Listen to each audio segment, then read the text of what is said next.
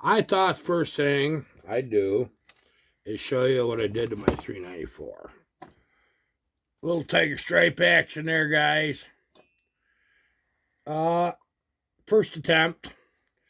This is something I've been thinking about for quite a while. It turned out pretty good. For me, I liked it. There's things I would have done different than that. Um, if you guys want to know how to do that to one of your saws down the road, we'll talk about it. I might make a little short video on it. Today, actually, we're getting into something pretty exciting. We're going to build a 395. We've been threatening this for a while, haven't we? We're going to build one, and we're going to build one that'll really haul the mail. That's what we want. And so I already broke these darn things loose. I was really surprised. This is a 3/16 Allen to take these bolts off. There's nothing in between. This metric. And seeing as how I don't have the standard T-wrenches, we're just going to use a little one. Pretty exciting stuff. I can't wait. I just can't wait to hear this one run. We're going to do muffler mod on this. There's things to pay attention to. I'll show you in a minute. A couple things you're dealing with these 395 mufflers. You'll be pretty interested. So let me get all these bolts out, and I'll be right back. Okay, what I got here is I got to take the this little ball right here. I got to open this throttle. I got to flip this up over. This is harder to do than you think when I'm trying to show you what I'm doing here. But I did it. Okay.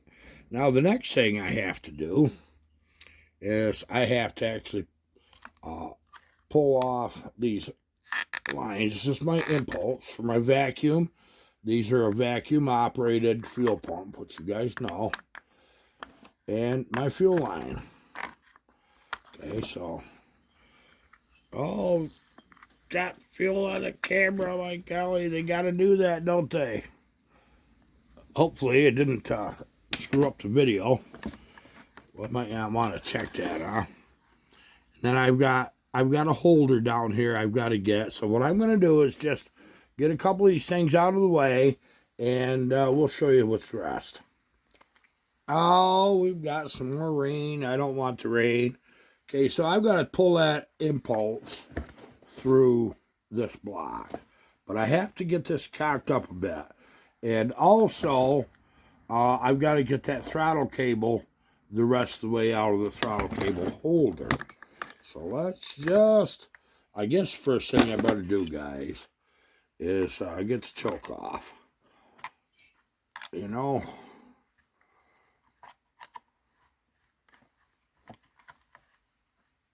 we're almost there.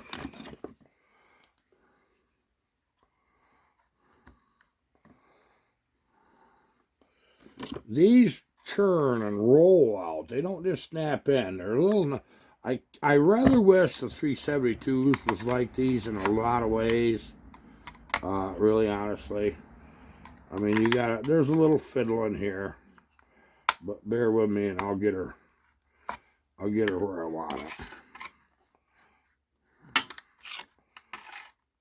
I say I will.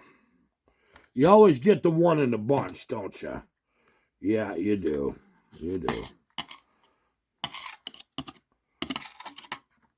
Okay. I get this thing out of here. I'll show you what I was dealing with. If it'll go, eh? Okay, now what I'm going to do is try to grab a hold of that with these long needle nose.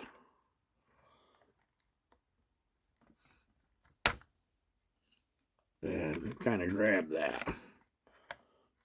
And it's not Geez, I did one the other day and it come right out. Let me work at this a bit.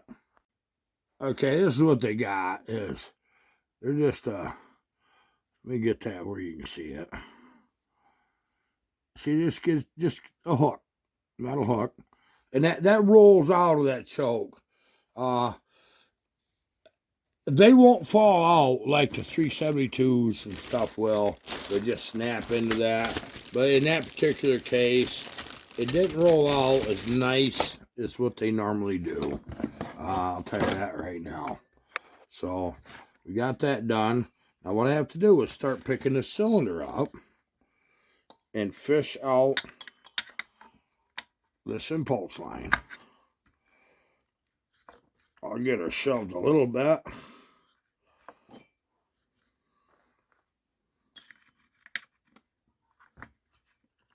There we go. All I'm doing, guys, I know you can't see that quite well, but it's just I'm just pulling it through that little plastic block there. Okay, so we got that out of the way. We have the fuel line off. Now the only thing we got left is I have to pull the cable out of the cable holder. I pull it straight down, and that'll be that. Okay. There, it's out of it. Now I do think, that we can pull it straight up out of here, and we'll see the business here. There we go. And that's what it's all about.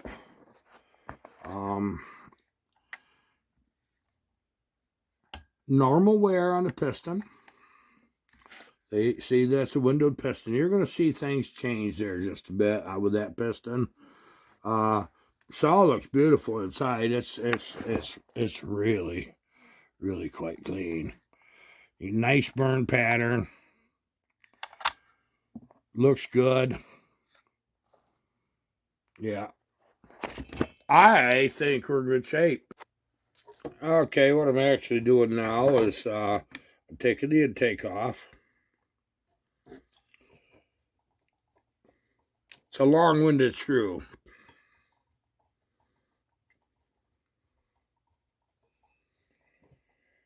Now, some of the differences between 395 and the 394 here, I'll show you here in just a minute.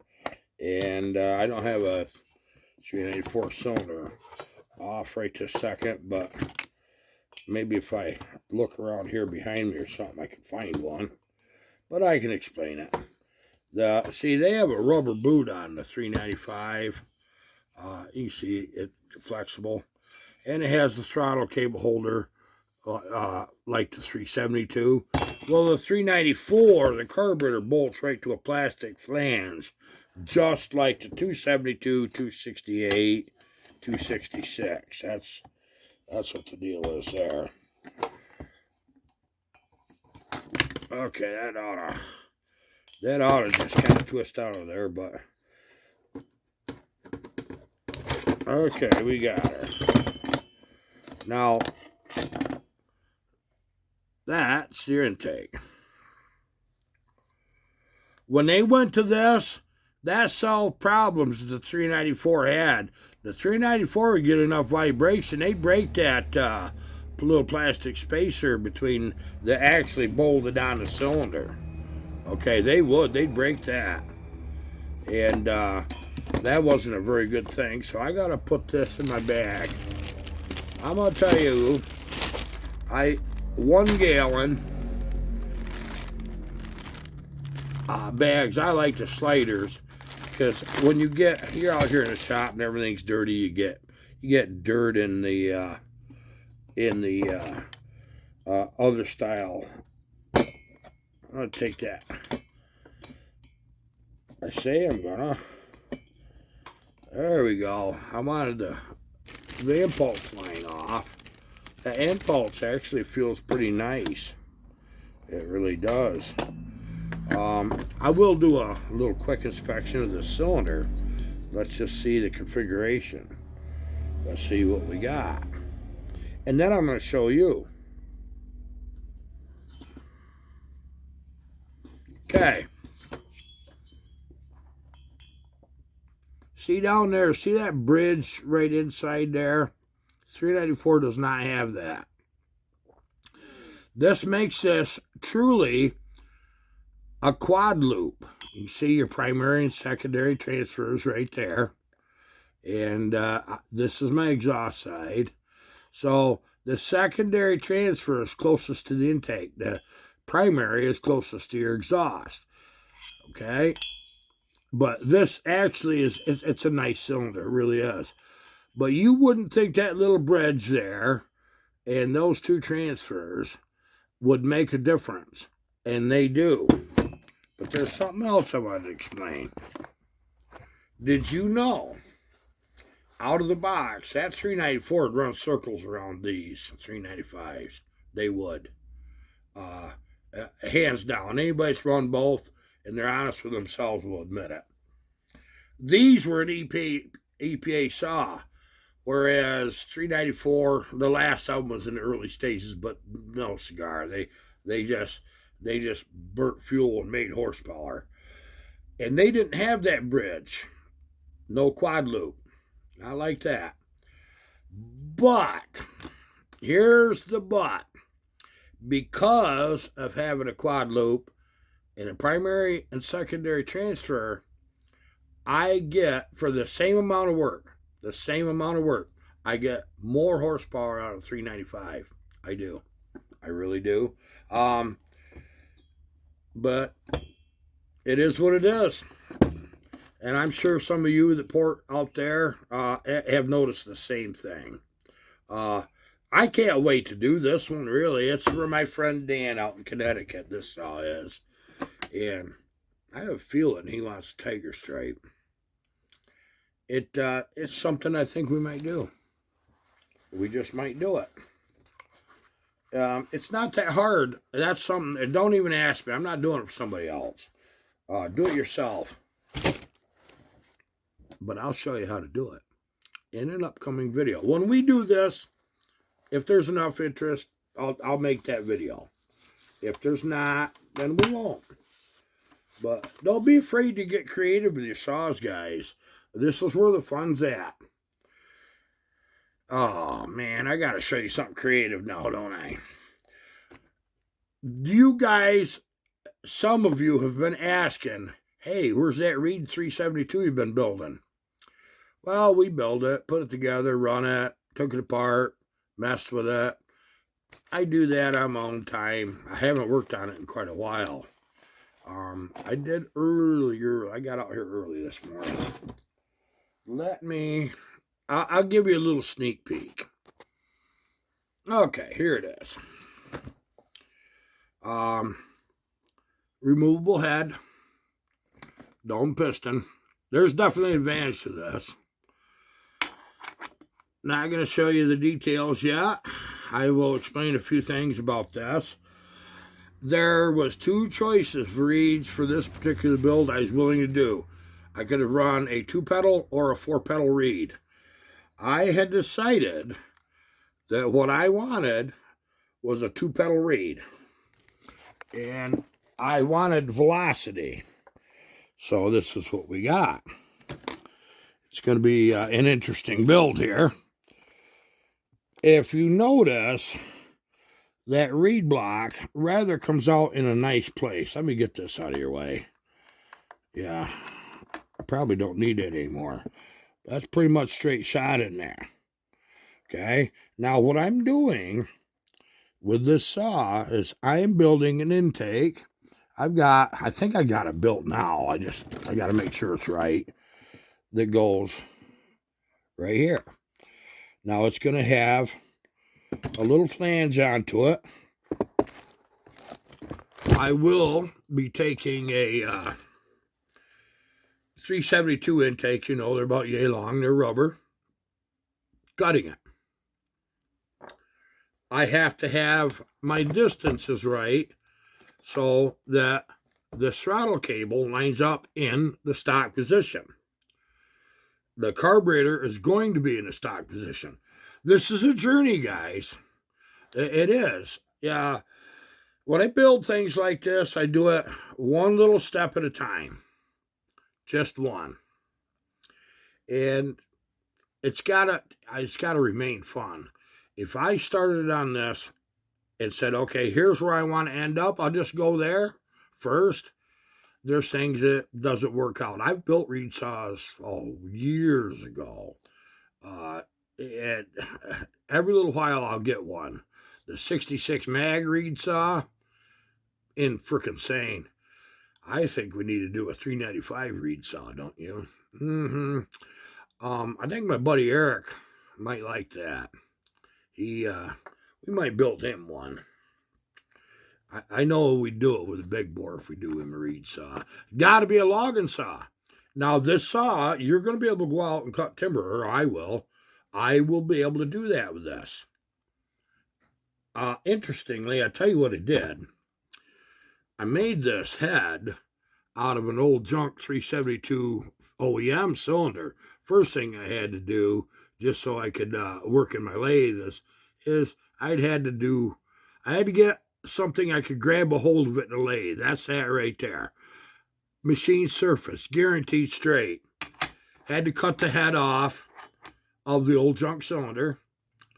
Then I grabbed this with the lathe and I turned it. And I made a special profile that, if it works, I've never done it before like this, but if it works, which I know it does, we're going to end up with some pretty nice things happening by having a very different combustion chamber from normal. That's what we're looking for. And we might, right out of the box, try a racing pipe on this saw. This is not going to be for the faint-hearted. This one isn't. This is pretty serious. 77cc saw. Well, what do you want? 76 point something is what they end up figuring out. But I just can't wait to do it, guys. And I just can't wait to show you this one done. But the problem is, I have other saws that have to be built. I have saws I got to run, and I'm hoping tomorrow we get to run number one, our Blue Thunder. We have Ben's P62 here. It's done. I hope to run that one. Old Dave up here, he needs running. We haven't run him. That's 100cc original short tank, 66 Magnum. That's first edition. That needs to be run. I have Dan's 372 here. That's got to be run. Lumber Jackson's 372. That's pretty fierce. I run it just a little bit, but I want to get it in some good wood. That's got to be run. This list goes on and on, guys. Now, I'm going to tell you something. I'm almost tired of working on Husqvarna for a while. So, when this 395 is done, I am going to build Kevin, my buddy, Kevin Z's 046 on his channel. You're going to love them saws. You know, they were a good saw for logging. I was the most fond of the 44. It was a little lighter, and they were ring zingers. But they come out with that 046. Basically, it's a big bore 044. It's 2mm bigger bore. You can get a big bore kit, which is, that would put it up to pretty good CCs. I'm a little nervous because then we're going over square.